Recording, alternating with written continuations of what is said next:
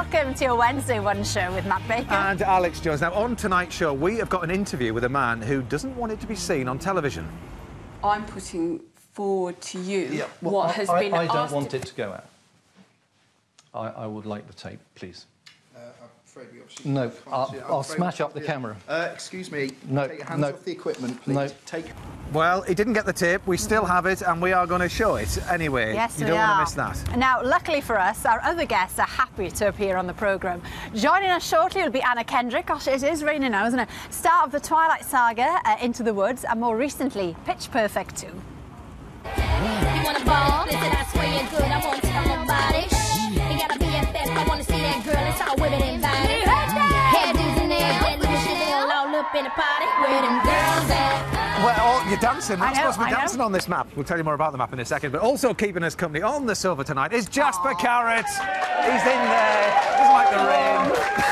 And as ever, we have stories from all around the UK this evening. Now, handy that, as Matt said, we're on the BBC election map. So first, we're off to Aberdeen, where Mike will be visiting Bottlenose Dolphins all the way up here. Yeah, we're not staying for long because we're off to Southampton as well, where Esther will be meeting undecided voters. It's quite a big map, this one. Here we are, and now, we've arrived. But Good. the reason we're on this magnificent map is because our first guest has one of the key jobs in the BBC's election coverage tomorrow night. She's currently lurking nearby Downing Street. It's Sophie Rayworth. Hi, Lovely Sophie. Are you all right? I'm very well, a little wet, but this is my map. This is where I'm going to be spending an awful lot of time from 10 o'clock tomorrow night. Yes. And it's the UK, but not quite as you know, because basically what we've done is made every single constituency the same size. So you get a much better idea of the sort of the political power, the actual balance of power across the United Kingdom. You must have been really swatty up in your geography. 650 constituencies. 650, Sophie. yeah. I saw you out here at 11 o'clock this morning. You're on it. Have you got some waterproofs? You might need them. I might need them, yes. A flask as well, an umbrella. Now, with just one day until the polling booths open for business, we sent Angela Rippon for a poke behind the scenes at the BBC's election HQ. Since the BBC first began broadcasting, there have been 24 general elections, with many a nail-biting result. So this year, more than ever, all eyes are going to be focused on all this lot that's going on all around me. They're going to be pulling out all the stops to bring you the results as they happen. There are going to be winners and losers, swingometers and spin. It's pure drama. It's democracy in action. And I love it. It was TV executive Grace Wyndham Goldie who first came up with the idea of an all-night marathon television event. Mrs. Goldie, how long are you going to be on the air? Well, we are starting up at 9:15 on polling day. We're going on till 4 in the morning. Grace knew that she had to hire a serious professional to front a show that would last for 17 hours. Sitting with me here, and he will be my constant companion tonight and tomorrow, is David Butler. Well, it's my job tonight to try and make sense of the results for you. Now at the age of 91, Sir David Butler is as passionate about election nights as ever. Is that what's called being a psephologist? When the ancient Greeks voted in Athens, they dropped a pebble in the urn and they called it a sephos. What's going through your mind, seeing yourself all those years ago up there on the big screen? Well, of course it's nostalgic. I did, I think, 15 elections on television. They were the most exciting nights of my life. Everyone knew it was an adventure, and you felt the cameraman, everyone was rooting for you. But of course, I'm not really a lightning calculator myself. I can only do this with the aid of the people on my right, with Robin Farquharson here. It was your team of students doing it, not a computer. Yes, once you'd got 4 or 5 results in, you'd got at what national swing was probably going to be to within 1% or so, and then you spent the whole night refining it. Richard Dimbleby stayed in the driving seat into the 1960s, and in 1964, there was a new kid on the block, a fresh-faced 25-year-old. This is David Dimbleby at Exeter. Thank you, son. It was a poignant moment for election night. David had just made the first of many appearances. His father, Richard, was seriously ill, and this would be his last. Election nights were changing. In the 70s, computers were beginning to threaten the old guard. I just want to draw your attention to a very interesting fact that the swingometer was retired at the beginning of the evening in favour of the very expensive computer. But Bob Mackenzie was king of the swing, and he stood his ground. This little machine had it all right all the way through. I remember that the rivalry between you both was quite tangible. Yes, well, he used to boast that his swingometer was better than our statistics, when the swingometer was entirely based on the statistics we were supplying. It was right here from the beginning. Cost a lot more to work it out in the computer. The old machine is still there. I can see we're about to enter a time-honoured dispute. We have in the background large numbers of the girls all wearing terracotta overalls. There are charming girls on telephones as if she didn't know she was being looked at. Television coverage of the election may have been started by a woman, but it was several years before a woman was part of the on-screen team. But 1979 saw a seismic change. For that election, a woman presenter was in the studio for the whole night throughout the show. And that was me. Oh, and coincidentally, it was a momentous night for a certain Iron Lady. A new era in British politics. A Conservative government headed by the Western world's first woman Prime Minister.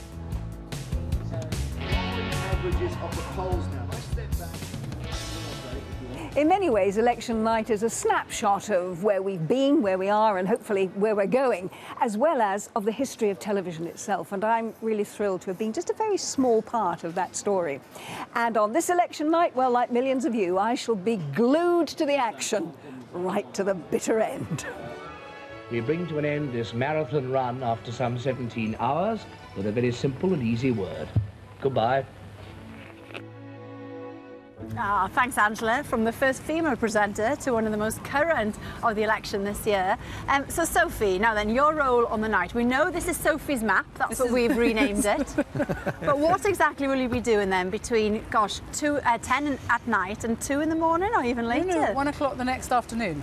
Oh yeah, it's a full shift, this one. Angela's talking about it being a marathon. I don't know when I get to sleep, if I get to sleep, but I will be out here. This map, as it is the 2010 party colours. Yes. Right, okay. So this is from the 2010 election. So after we do the first, when we show this for the first time, we will literally take it all up, and I can show you exactly what we're doing here. Oh yeah, let's have a look. As simple as that. There you go. This is good behind the scenes stuff. There a bit of Velcro look. It's all. It's very beautiful. sophisticated. It's actually a beautiful thing. It's very sophisticated. Anyway, so each seat has a number there, 473. We have obviously a list of, so we know exactly which seat is where.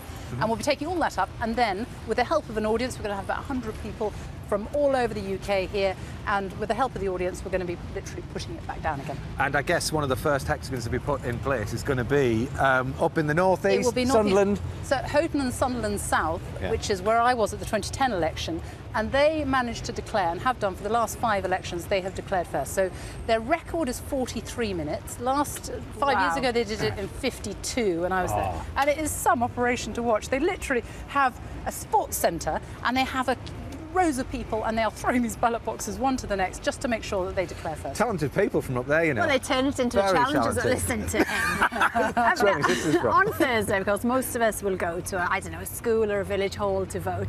But in some constituencies, they are using different kinds of buildings, aren't they? Like in Oxford, for example. In Oxford, they have one that is a laundrette, which is, I suppose, a quite nice warm place to vote. Plenty of spin unusual. in there. Yeah. Plenty of spin, honestly. Boxing rings that are used. The place that I go and vote is a porter cabin in a bit of a sort of cul-de-sac in the middle of nowhere. Yes, all kinds of places to vote. And for all of those people, that can't stay up all night long, but do want to obviously sample the atmosphere and what have you, what is the best time to set the alarm for, Sophie? Well, I would try and stay up all night if you can, because obviously David Dimble will be at the helm, Emily Maitlis, Jeremy Vine, they're all going to be in the studio, and you will be fascinated by everything they have to tell you. But I think the bulk of the results will start coming through at about 3 o'clock, 4 o'clock, 5 o'clock. It's going to be very, very busy here around that time. So you've got quite a wait, so maybe if you really can't stay up, you go to bed for a few hours, and then you set your alarm, because that's when the big rush is going to come. OK, well, good luck with it all. Yeah, let's pray Thermals and waterproofs and plenty of tea in a flask. OK. OK. Well, time, of course, is running out if you're still unsure about who to vote for. Yeah, but don't worry, because you're not alone. Esther has been with the good people of Southampton. I need your help, I need your help. Sir and madam, lovely smiles. Am I annoying you? Have you decided how you're going to vote? I haven't decided how I'm going to vote. We haven't made up our minds. I haven't made up my mind. I want to see the national wealth saved. Good. Education. Yes. More apprenticeships. Well, they're all promising that. They're all promising of them. it, yeah, but all will they of them. deliver? What's going to make us make up our minds? If someone came to me and said it's going to be like loads more money, loads more jobs But they're going all in. saying that. They're all saying that. They're all saying the same sort of thing, though. Tell me how. Like, that's what I mean. Tell me how it will directly affect the service that I get. Health benefits, NHS. And to help more people that are working, like my partner works and we don't get any help whatsoever. What made you make up your mind? What I think I can afford. What you think you can afford. So Yeah. some of them are promising you a bit more money than others? No, some of them are promising to take a bit more away. It's quite difficult, isn't it, to choose who to believe? We discuss a lot with Boston, yes. Are you Boston? Yes. How do you do? What a lovely name. Is that where you were conceived? And forgive me asking that question. I have not a clue. No. I should have called my daughter Mykonos, but I didn't. I'm not going there. You're completely right. So what has made you make up your mind? The leaders' debate. Good. Instead of hearing from the usual three suspects, or, you know, whoever it is, it's good to go, oh, right, that's what you guys do. I don't think my one vote would change anything. Do you ever vote for the X Factor? No. Strictly Come Dancing? No. So you're basically a non-voter? Correct. Oh, well, at least you love Wales. Very nice to meet you. Would it make any difference to you if a famous person said, vote this way or vote that way? Katie Hopkins. Of all the things I thought you'd say, that was not first on the list. I find her very agreeable. Wow. Well, somebody has to. Do you think it matters what someone looks like or sounds like? No, I think overall, if we were voting for the Prime Minister, it would be important. Good hair? Possibly. Nice bum? No, definitely not, no. Not important in politics at all. Well. Interesting thoughts there. Yeah. Nice Is that important hair. for you? Well, I'm not saying I can't Nice say bum, anything. is that important? I can't say No. anything, Matt. We have to be completely impartial, don't we, at this stage in the campaign. Anyway, on that note, let's welcome Jasper Carrott. And Jasper, we were going to get your impressions of the election so far, but you've been. I was saying we were going to get your impressions of the election so far, but you've been sunning yourself in America. Yes, I was 5 weeks in LA, and of course you don't get any coverage of this election in LA. They think we're electing a king.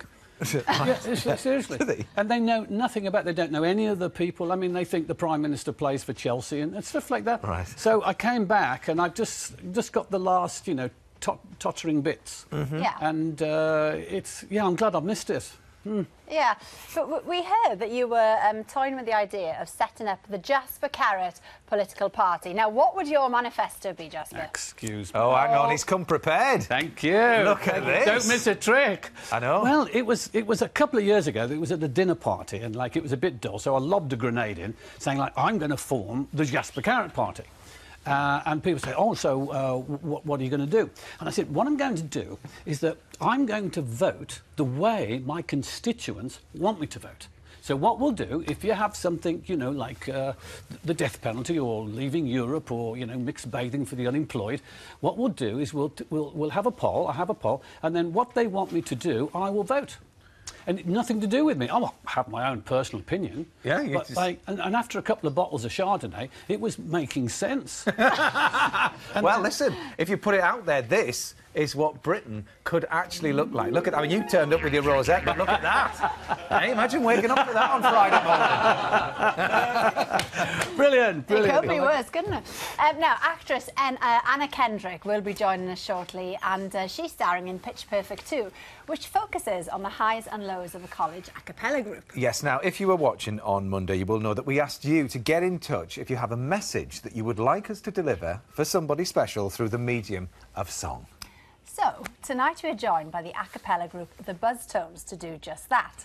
And the first person, they've got no idea, we are going to be surprising, is Simon! 1, 2, 3, 4. Simon surprises Zoe in the kitchen when she's not looking. There's something cooking, mediocre food, and Zoe wants to thank you for when you've run out of milk and you go up the road to purchase some more. Simon. Well, Simon, poor Dab, your face was a picture at the top of that. Did you have any idea? No idea at all, honestly. Well, it's the small things, though, isn't it, Zoe? Going to buy more milk when the milk is run out, that's top of my list as well. What else does he do for you, then, that you love? Well, he's just a wonderful husband. He's the best husband in the world, and I love him so very much, and I just wanted to surprise him tonight. We certainly did that. Big time. Your face was lovely. Well, thanks to the Buzz Tones as well. 2 more surprises to come very shortly. Who will it be, I wonder? Back to you, Matt. Are you a fan of a cappella, Jasper? Well, in a way, yes, because I used to work folk clubs, and Yeah, I used of to course. do the old. Oh, my name is Captain Grant, and I am bound to say I'm one of them bold heroes who ride the highway. Hey, lads! Thank you. Got a new member here. Fantastic. Right, now, moving on. This is a picture of David Noakes. Now, he claims to be behind a wonder drug that can cure autism, Parkinson's disease, HIV and cancer, yet his work is unproven, unregulated and unlicensed. Dr Salia Ahsan has been to Guernsey to confront him. When you think of Guernsey and the Channel Islands, you think of sun, sea and lower taxes, but possibly not major medical breakthroughs. Yet it's also home to a so-called miracle cure that's being sold as an answer to everything from autism to Parkinson's, HIV and even cancer. It's called First Immune and is based on a protein found in human blood called GC-MAF. It's made by Immunobiotech Limited. And just one of these small vials could set you back nearly £450. The man behind the company is David Noakes, and he makes bold claims about what its product can do. It can usually cure terminal stage 4 cancer to the point where the patient is cancer-free in a year. It took him 16 months to be completely cured of chronic cirrhosis of the liver. Well, this is the beginning of the end of the autism disease forever. David Noakes claims that regular injections of First Immune GC-MAF could cure the symptoms of autism. What's more, he says that there are 500 symptom-free children to prove it. We showed Mr Noakes' claims to Catherine Hall from the National Autistic Society. David Noakes' claims are outrageous. There is no evidence to show that that GC-MAF could have any effect on the core symptoms of autism. There have been no independently peer-reviewed studies on First Immune, and earlier papers claiming the benefits of GC-MAF have even had to be retracted. All the leading UK research charities we spoke to branded David Noakes' claims unproven and potentially dangerous. But it's not just his claims that cause concern. David Noakes has no medical training, yet he's been advising patients to use GC-MAF instead of conventional treatments, and that includes cancer patients on chemotherapy. There are thousands of GC-MAF users out there following David Noakes' medical advice, and I want to meet them. How many people today here in this room have used First Immune GC-MAF? These are just some of the 200 residents of Guernsey who've been taking GC-MAF, supplied free of charge by Immunobiotech. I have one kidney left, which is being attacked by tumours. I'm not saying that my cancer is cured, but I certainly think it's been delayed. I was diagnosed with stage 3 breast cancer. Every time I took the GC-MAF, it was like that day I knew I felt better. It's more to do with using a product that is unchecked and untested. That's the question. If you're diagnosed as being terminally ill, and there's no other treatment available, then do you really care where GC-MAF is being produced? It's my only hope. These people belong to a supporters group for GC-MAF, and they wanted to speak out publicly in support of it. But I'm deeply concerned that they're injecting themselves with an unproven and unregulated medicine.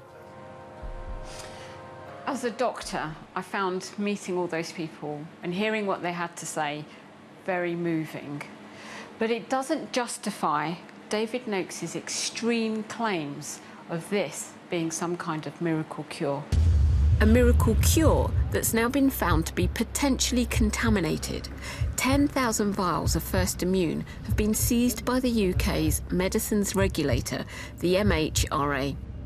It shut the company's labs down earlier this year after finding unsterile conditions and substances unfit for use in humans, although they've received no reports of any side effects.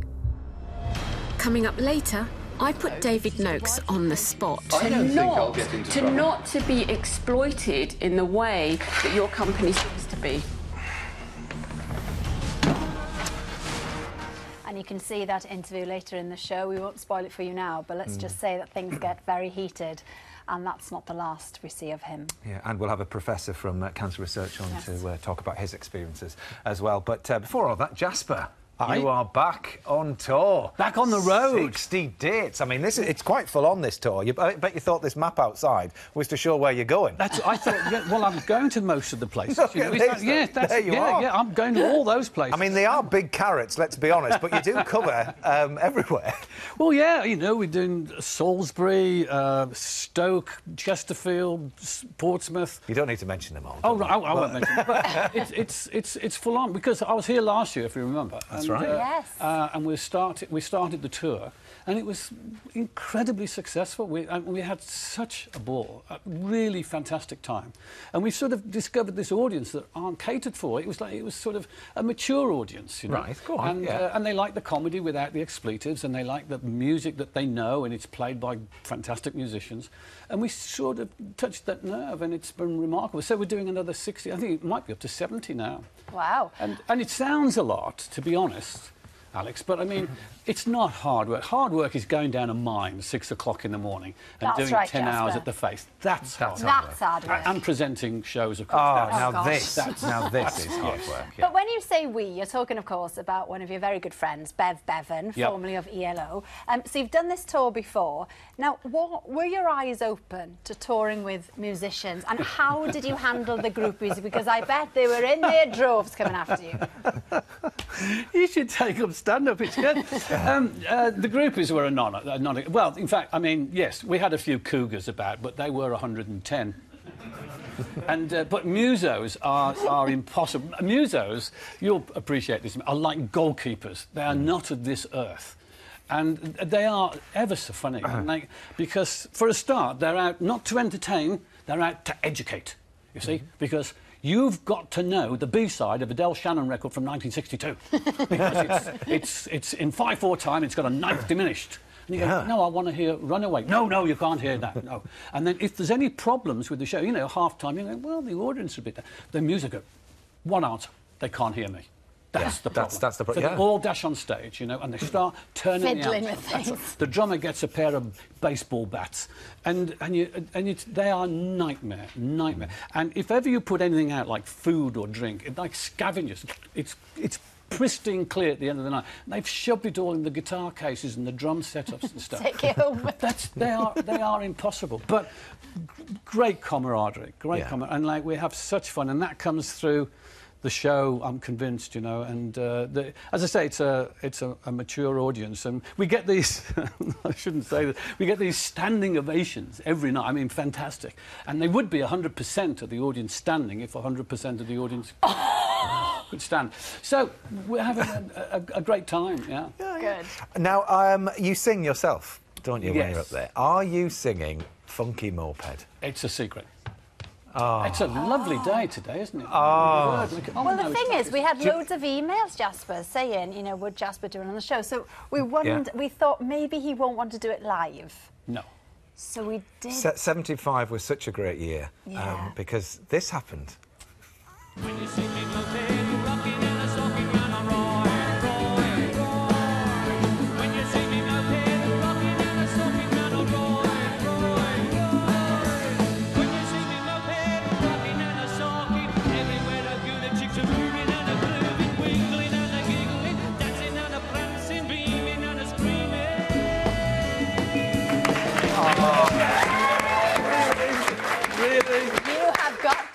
my friend. Well, I didn't want to do that. I didn't want to do Top of the Pops because I was from the folk club scene and a comedian. But the music company insisted and the BBC insisted.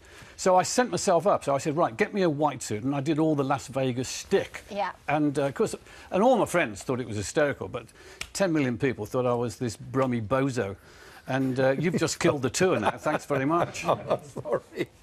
He's such a good clip. No, but what's interesting, you're just saying there that you're from the folk scene. That's where you came from. Yeah. Because you didn't. Comedy wasn't the thing that you set out to do. That kind of developed through your kind of on-stage shows, didn't it? In a way, I did start really with comedy in mind because I was a big fan of American comics. There was a guy called Tom Lehrer who I based my whole act on because he played the piano and talked in between. I see. And so I played the guitar and talked in between. And fortunately, I wasn't a very good musician. Which meant that the... Talk more. Talk more, sing less. Yeah. And it just developed from there, really. I mean, for years, I was going to be an entrepreneur and I'm going to be a promoter. And I ran an agency, which very successfully lost money for about 3 years. And I used to bring Billy Connolly down from Scotland to do a tour. It was called a Midlands tour. He used to start out in Sutton Coldfield on Saturday, and Sunday he was in Plymouth, Monday he was in Liverpool. All over the place. Well, Tuesday he was in Norwich, and it was a Midland tour. Well, a bit like you, all over the place. All over the place. And of course, he used to charge £25, and then his fee went up to 50, and I couldn't sell him. And then there was a bit of a lapse, and then I went back, and then his fee was £5,000. Wow. Well, do you know, speaking of... We are going across the border right now for this next film, and we do know that you love to indulge in a nice plate of fish and chips. Yes, and he's not the only one, because Mike has found a group of diners who will risk it all for a fish supper.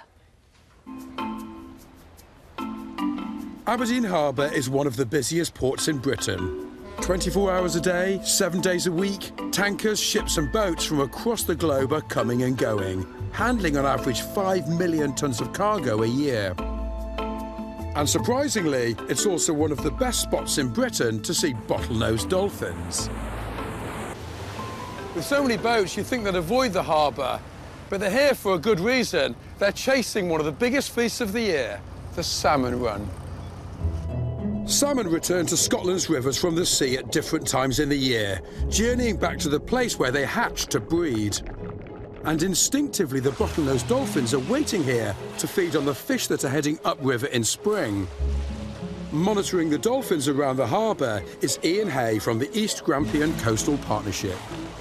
Ian, tremendous morning for dolphins all around the boat following us.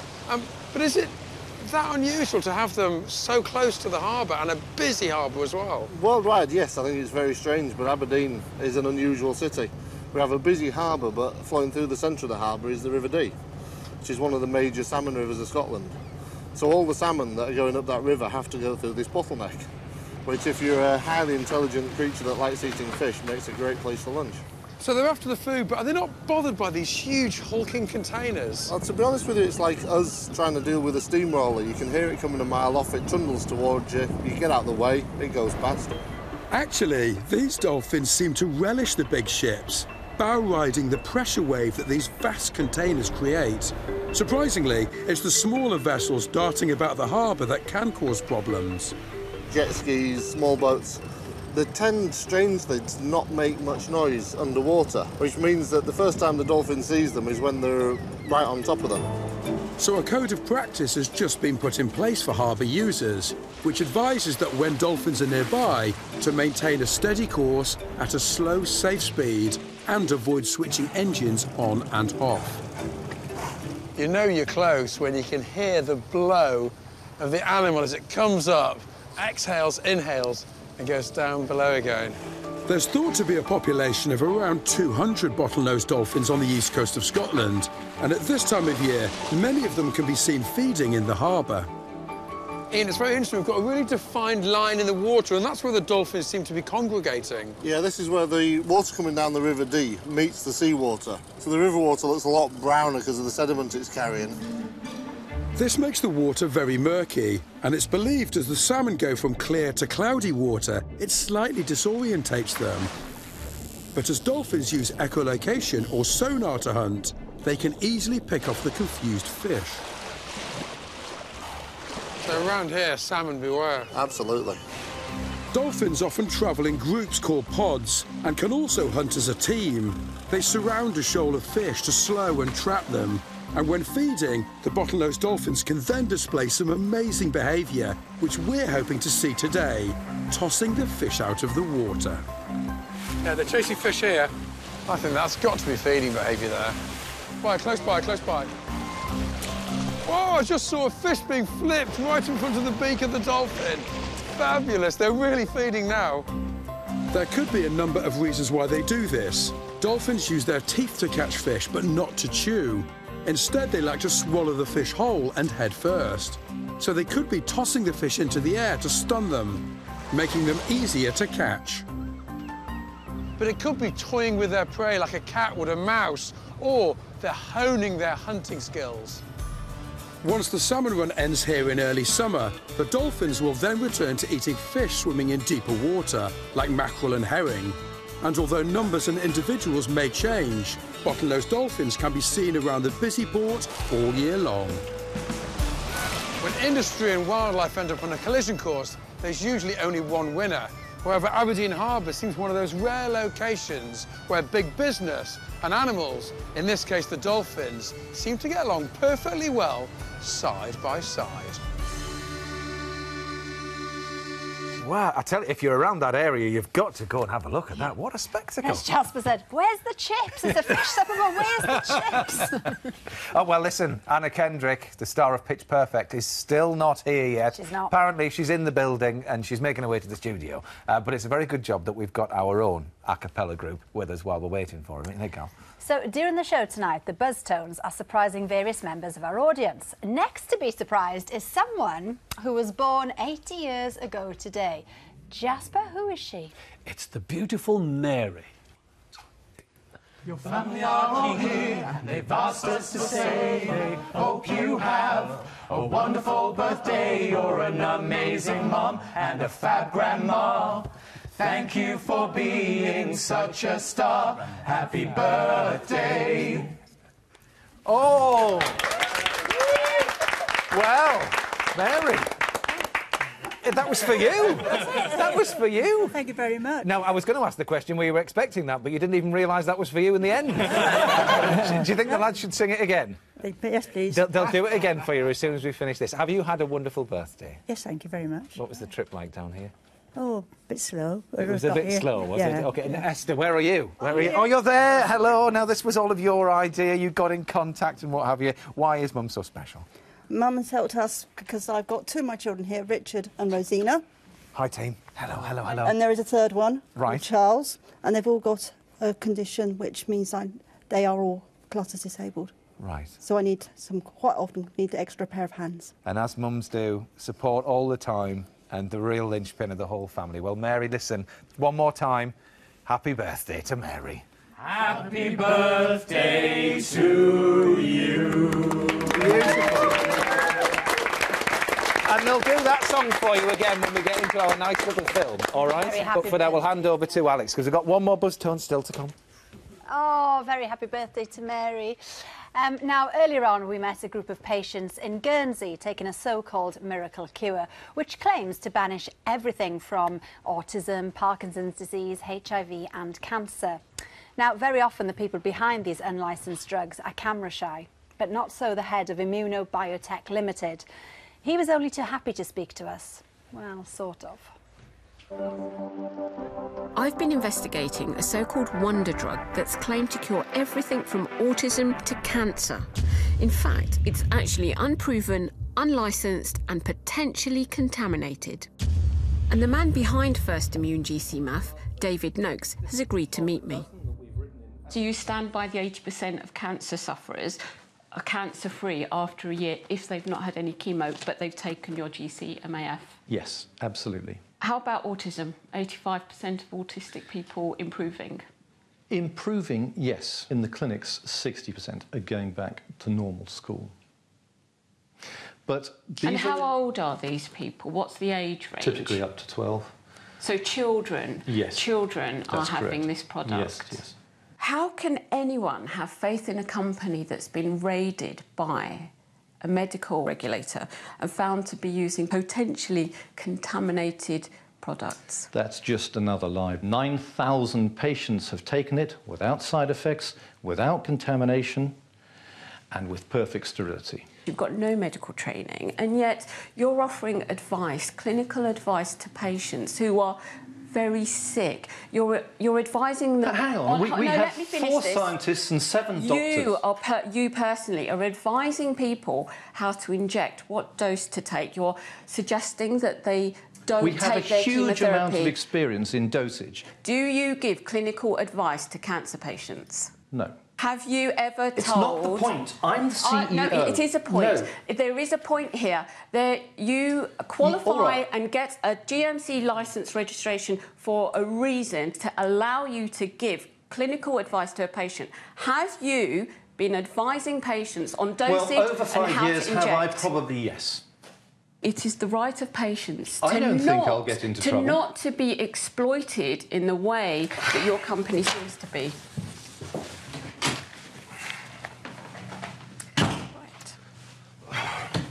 No, I'll carry on. Exploitation is what is done by the cancer industry. No, let me finish. Let me finish. Please do. Right. In the cancer industry, when you see a cancer doctor, they tell you 2 lies. First, you'll be dead in X months if you don't take chemotherapy. And second, chemotherapy is the only option. Those are the 2 lies they always tell you.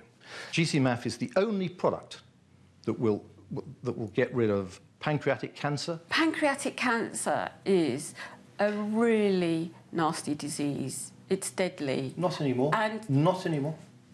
That's quite a claim. Yeah. Sorry, we've done it too many times not to claim it. Would you say that you're exploiting some of the most vulnerable members of society, people with life-threatening cancers? We do the opposite. You're not exploiting Absolutely. some of society's We're most saving vulnerable. their lives. I think that was a horrible interview, and frankly, I'd like to scrub the whole thing. I don't think you gave me a chance. I'm putting forward to you Well, what has been I don't asked want it to go out. I would like the tape, please. No, I'll smash up the camera. Excuse me. No, take your hands off the equipment, please. No. Take your hands David off Noakes the is clearly equipment. passionate about Take his your hands off the product, equipment. Let's just but his company's bank accounts have been frozen, and the regulator, the MHRA, says Immunobiotech Limited is now the subject of an ongoing criminal investigation. Well, Dr. Salia Ahsan and from the Institute of Cancer Research, Professor Kevin Harrington join us now. Salia, obviously a very tense situation there with David Noakes. But what advice have you had then from the medicine regulator about this drug? Well, the bottom line is, don't buy medicines off the internet. You don't know where they've come from, you don't know who's made them, you don't know what conditions they've been made in, you won't know about dosage. And, you know, if you are going to go that way, really do engage with your conventional, traditional doctor, the healthcare providers that you're with. Really don't stray off it. Use common sense. And Kevin, from a research point of view, I mean, we heard from some people that are on the drug. I mean, obviously David Noakes believes passionately, and some of those people were saying, you know, in the time that they've got left, if it works for them, it's their last chance. Why not use it? I mean, what is your experience of those that have used it? Well, I've certainly never prescribed this drug, and I've certainly never supervised anyone receiving this drug, but I've looked after a number of people who, when standard treatment options have been exhausted, they have actually looked on the internet, they've found GC-MAF, and they've actually gone and received that treatment. In particular, I'm thinking of 1 or 2 patients, one individual particularly who spent a great deal of time, effort and money travelling abroad to receive this therapy, ultimately for no benefit at all. OK. Is there any scientific foundation at all, in your opinion, to this drug? Well, in the development of new cancer treatments, we have to base this on very sound evidence. And of course, when my patients were talking to me about wanting to receive such a treatment, I examined that because this is an unlicensed, unregulated product. And unfortunately, I found no scientific basis for the development of this drug, or indeed for the claims that are made that this drug not only can cure cancer, but can treat other diseases, a whole range of diseases. And of course, it sounds too good to be true. And of course, if such a treatment really did exist, you'd expect legitimately that the evidence would be presented in journals, it would be subjected to scrutiny by peers, and it would be evaluated by regulatory bodies. And unfortunately, none of those things has been done with this agent. OK, but there is some very good news as far as your research is concerned. Yeah. I think this is a fantastic time for developing new cancer treatments. Yeah. Specifically in the area of immunotherapy, we've, based on really very sound basic science, with careful translation into clinical trials conducted in a really carefully controlled way, we've been able to demonstrate that new treatments are both safe and extremely effective, and in some patients can lead to very dramatic remissions of their disease. And some breakthroughs as well. I mean, there was this blood test that was out. It was in the news, wasn't it, just yesterday, about being able to trace... Was it the ovarian cancer, yes. Yes, indeed. I mean, it's a very exciting time to be working in the field of cancer research. Thank you to you both for coming in. Thanks. Well, the wait is over, we've heard. She starred in Into the Woods, The Twilight Saga, and is soon to hit the big screen with Pitch Perfect 2. The Bellas are suspended. You're being replaced by the European champions.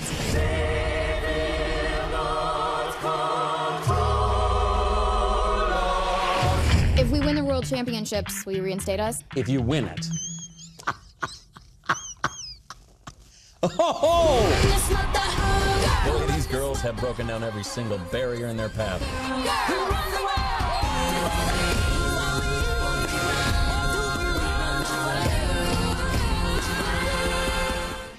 Please welcome Anna Kendrick. Anna Kendrick, welcome, welcome. Hello. Are you all right? Lovely to see you. Hello, darling. How are you? I'm excellent with that lovely introduction. That's nice, Jasper I Carrot. Jasper. So nice to meet you, Jasper. Lovely to meet you, Anna. Look, Anna's dressed in orange, yeah. just for you. Oh, yes, the carrot, yes. Nice. You can give her the rosette, yeah. So, yeah, Anna, welcome to the One Show, and welcome to the UK. Now, we know that you like it here because you want to be in a British rom-com, we hear. Oh, well, I mean, I don't want to start putting that out there, like, you know, because it's one of those things that film bloggers pick up on, like, Anna Kendrick, desperate to do.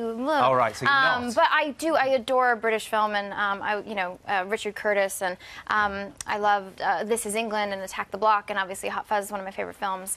I do love a British film.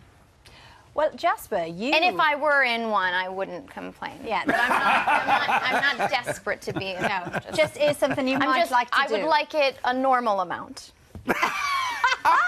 Well, Jasper, you did the opposite. You went over to the US, didn't you, to film a TV special. Now, how did that go for you? That was great. I had my own special on HBO. And I went to San Francisco and worked... comedy clubs. I actually worked Portland as well. No, yes, really? Yes, you know, the Old Port and... yes, I do know the Old Port. I was there. I did, no did a kidding. few shows. When was it? 86. I don't know, you were even born, right? Well, I was one. I bet they've got dolphins there. Oh, I haven't got a clue. They've got a lovely river. What's it called? The big river? Do we have a river? We don't need to get into American geography, well. Why not? There's lots of educational VTs on the show. I mean, there are. It's all British-based, good knowledge. Anyway, I had to make the decision whether to move there, move the family, or stay here with the family and all my friends. So it was a no-brainer, really. But it was great while I did it. Yeah, it was great. All right. And if you make a film in Birmingham, I will teach you Brummie, how to speak Brummie. Brummie? Yes. There you are. That's a good accent to learn. Lovely. Oh. You're going all right. You're fabulous, eh? Innit? It sounded positive, so I'll take it. Great. All right, now, Anna, you can sit back and let somebody else do the singing for a change. It's time for our last sung surprise from the Buzz Tones, and you're going to tell us who's going to be surprised this time. Yes. Emma! 1, 2, 3. Come rain or shine, you're always there. A volunteer like no other. You help change children's lives. That's why Scott's here with this surprise. Thank you, Emma.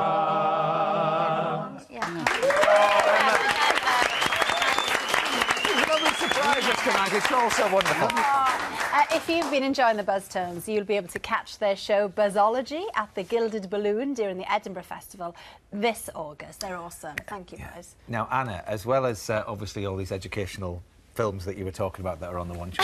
We like to give an insight into people's lives that people may not know about. Now, is it true that you worked in a bakery? Very briefly, yes. I worked in a very, very posh bakery. I'm not even sure that they would prefer to be called a bakery. It's a patisserie. Oh, patisserie. But it was a bakery. I mean, they baked stuff. Right. And that was absolutely lovely because I'm quite interested in baking. What do you like about baking? I like the precision of it. It forces me to shut out everything else in my brain because you have to focus on it. People like cooking because it's sort of loosey-goosey and you can have a glass of wine, but I don't like that because then I'll, before I know it, my apron's on fire. So I like baking because it's sort of, singular. Yeah, okay. Now, so this bakery that you work, it didn't have a secret basement with bodyguards or anything like that, did it? No, I wish. Oh, okay, well, Giles has been to Bristol to uncover the mystery of the bakery with no buns in the oven. During the Second World War, with Britain's factories the target of German bombs, the people of Bristol welcomed news that a new bakery was to be built by Edward W. Bracey, the Cooperative Society's building manager. There was eager anticipation of buns, loaves, pastries, but the locals became increasingly suspicious of the absence of the smell of freshly baked bread.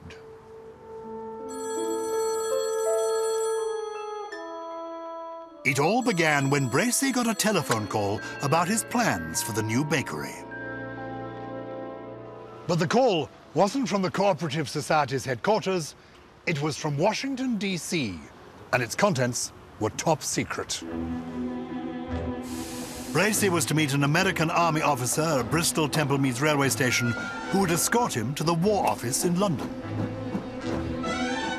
It was here that the man from the Co-op would meet none other than the Supreme Commander of the Allied forces in Europe, General Dwight Eisenhower. His message? Build that bakery at once. But why then did the ovens stay cold? At the Bristol Records Office are the original plans for the bakery. There's nothing here to show the secret purpose to which the bakery was going to be put, except for one letter attached to the drawings which reveals Edward Bracey's interest in the drainage system beneath the building. In fact, Bracey was building bomb-proof shelters in the bakery which would be protected by armed guards. Eugene Byrne is a local historian and journalist. What's in that bakery gives away all the invasion plans for D-Day. The reason for all this is the bakery is a top-secret storage facility for French currency and American military maps. And why was this money and those maps so important? But had any German spy worked out there's 20 million French francs being stored by the Americans, they know it'll be France. But what's even more important is the maps, which are being stored for issue to American soldiers and more particularly to American officers, are very detailed and up-to-date of the areas in which they are going to be fighting, and those maps are of Normandy. The people of Bristol were accustomed to seeing American GIs all over the city, even in their pubs and dance halls. But there was an unusual number of officers outside that silent bakery, which for one person meant more sweets. Vic Williams was an 11-year-old boy at the time and remembers well the Americans around the factory. I must have heard about it from other children at school. And they said that the bakery in Whitby Road was a good place to get chewing gum.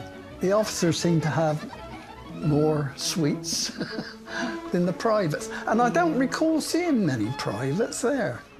Did you ever wonder what the soldiers were doing there? Well, yeah, we'd hang around, and right next to it, there must have been 100 or so jeeps. But as kids, we used to play on them.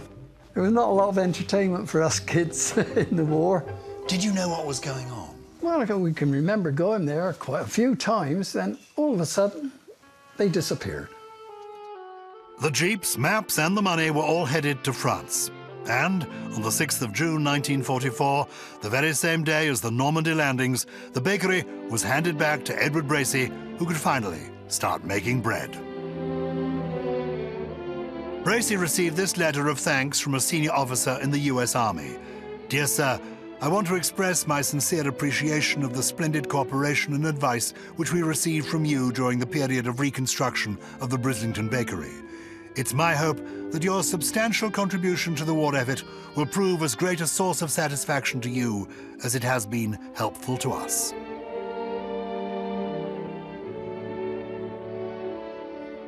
Thank you, Giles. Right, let's talk Pitch Perfect. Sure. Now then, the first film was released back in 2012, wasn't it? Massive success, Jasper, Yep. huge. The Cup song went multi-platinum, can you believe it? But were you surprised by how successful it was? Because all these people were coming out the woodworks on YouTube and all sorts doing the Cup song, weren't they? Oh, yeah, well, the Cup song, sure. I mean, the Pitch Perfect, we were pleasantly surprised by how well that did. And certainly the Cup song becoming a single in its own right was shocking. I mean, you know, I sing it for about 30 seconds in the movie, you know, just a cappella, and they put like a 60-second version on the soundtrack at first, again, just a cappella, and then that was doing so well that they added instruments and made it like a 2-minute song and did the whole music video. And, you know, it was just the last thing we could have predicted. You know, there's so much great music in the first one, and for that to have been the kind of breakaway thing was surprising and really, yeah, absolutely lovely. And for all those people that haven't seen it, it's worth catching up before you do go and see Pitch Perfect 2. Because Believe it or not, I think you'll be able to follow it. It won't be like, you know, coming in mid-season to Game of Thrones. Like, you'll still have fun. But it's basically this a cappella group Yes. at kind of high school, college, what have you, and all the adventures and everything that happen. But at the start of Pitch Perfect 2, it doesn't quite go to plan, does it? Just set the scene for us. Yeah, we well, we're living in a world in which the most famous a cappella group in America is famous enough to perform for the president.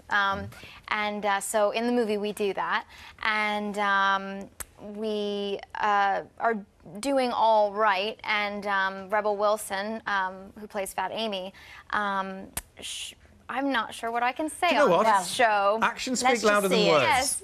Let's put it on. Coming to you live from the nation's capital, where the Barton University Bellas are performing for the President of the United States on his birthday. I came in like a wrecking ball. Oh no, she has no underwear on. my God. We have a commando situation. She's turning. No. Brace yourself. She's coming. She's coming. There we are. I love Rebel Wilson. She's hilarious, isn't she? But you have met President Obama in real life a couple of times. Yeah, I've met him a couple of times, and every time I act a fool.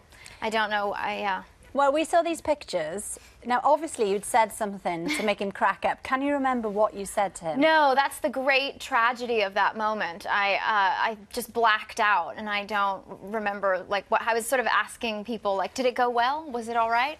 And a friend of mine had took those pictures for me, so it's, I mean, in my mind, it's something really hilarious, and I'm absolutely, you know, sparkling with wit, but I'm guessing it was sort of a pity laugh. Well, you don't often see him doubled up like that, though, to be fair, so it must have been an absolute cracker. But, I mean, you've done so many of these kind of musical films now. Was it always your dream to be, you know, a musical star? Was that the idea? Well, I think I always liked to sing, and I guess I never thought that I would be in movie musicals because when I was starting out, movie musicals weren't getting made. Right. So I just feel really grateful that I'm working during a time when so many are being made, and I'm just snapping them up as fast as I can, apparently. But you do say it's incredibly tough work, and that you can't believe how hard musicians work now that you've done these films. No, I don't. Particularly after doing the last 5 years and Into the Woods, those are so tough vocally that I was just like, my friends that I have that are musicians, I was like, why? How have you not quit? Was that the hardest part you played, that you have Cinderella? to take for your, you know, no cheese, no cheese? You know, no dairy, no drinking. Are you like this, Jasper, before you go on tour? No cheese, no chocolate? No, just excess in everything. All right, good. Good. Now, one of the most defining moments, really, from the first film was, as you said, this Cup song. And for all those people that don't know, and for how long you were singing it, this is the moment, Jasper, that took the world by storm. Here Show we me go. this. I got my ticket for the long way round, 2 bottle whiskey for the way, and I sure would like some sweet company. And I'm leaving tomorrow. What do you say? When I'm you're gonna miss me when I'm gone. You're gonna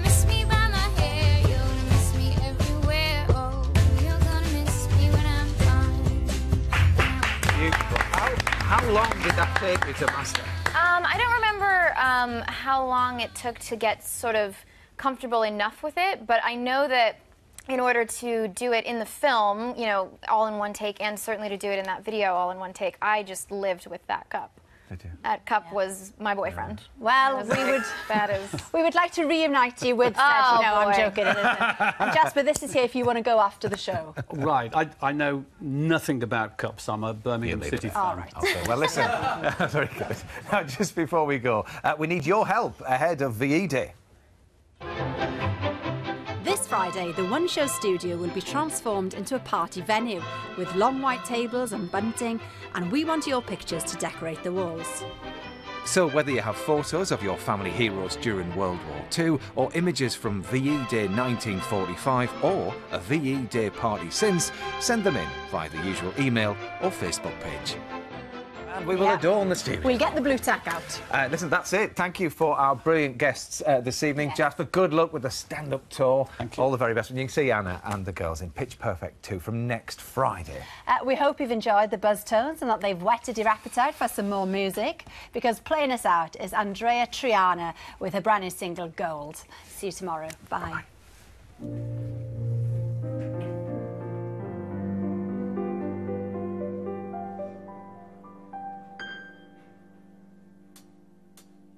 Lord only knows this heart is free. A brand new day is at my feet. Now sing it low, low and sweet. I give it more so, give it all of me. It all feels like gold, gold to me. Might not be diamonds, but it shines for me. It all feels like gold, gold to me. It ain't lost in silence, it's all good to me. Sing it, yeah, yeah, yeah, yeah.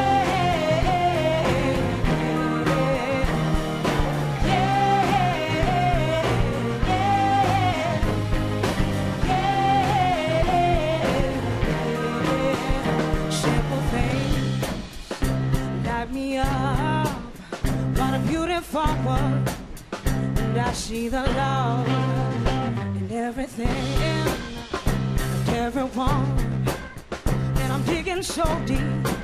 All the time will come, it all feels like gold, gold to me. Might not be diamonds, but it shines for me. It all feels like gold, gold to me. It ain't lost in silence, it's all good to me. Sing it.